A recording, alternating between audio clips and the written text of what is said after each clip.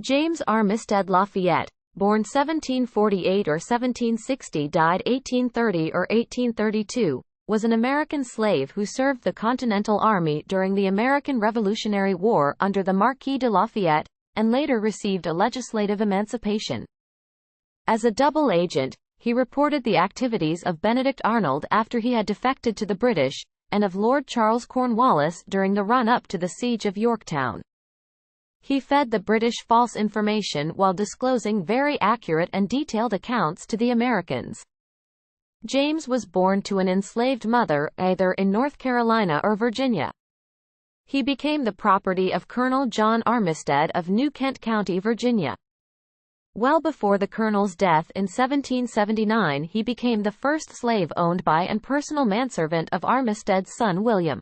Most sources believe that he was born in 1748, though others put his birth around 1760. James's owner taught him to read and write. His enslaver William Armistead was an ardent patriot, and served as commissary for Virginia's troops in the Revolutionary War. After his father died in 1779, he inherited stores and land, as well as James, who never used Armistead as his surname during his lifetime.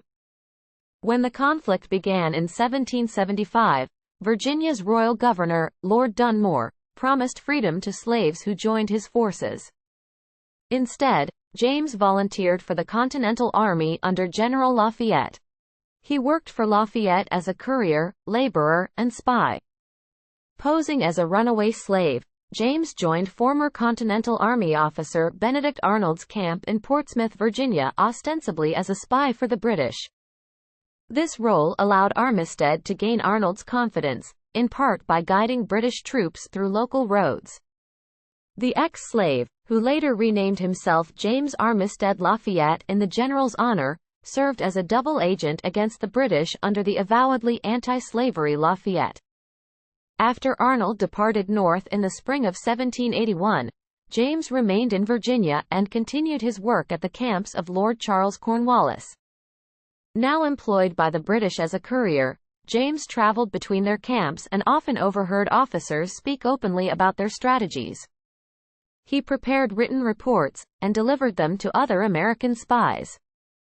In this way, he relayed much information about the British plans for troop deployment and their arms. His espionage was instrumental in helping American and French forces defeat the British during the siege of Yorktown. Although Virginia enacted a Manumission Act in 1782 allowing for the freedom of any slave who had fought in the Revolutionary War, James Armistead remained the property of William Armistead. This was because the next year, 1783, another law specifically freed only slaves who had been issued firearms, i.e., whose owners had used them as substitutes for army service. James had served as a spy, not a soldier, and did not carry a gun. Thus his first petition for emancipation was not passed even by a legislative committee before the session ended. However, James persisted and succeeded with the support of William Armistead, again in 1786 a member of the House of Delegates, and Lafayette's personal 1784 testimonial as to James's service. On January 9, 1787, Virginia's governor signed James's petition, which both houses of the Assembly had passed. Virginia later compensated Armistead for James's manumission. Upon receiving his freedom, James added Lafayette, or Fayette, as his surname to honor the French general. James Lafayette acquired 2 parcels totaling about 40 acres in New Kent County in 1816 and became a relatively wealthy farmer in the area. In addition to his second wife and several children, including a son, he bought 3 slaves to work his land. In 1818, Lafayette applied to Virginia's legislature for a pension based on his Revolutionary War service. He eventually received $60 for present relief and a $40 annual pension, which he traveled to Richmond to collect twice a year thereafter.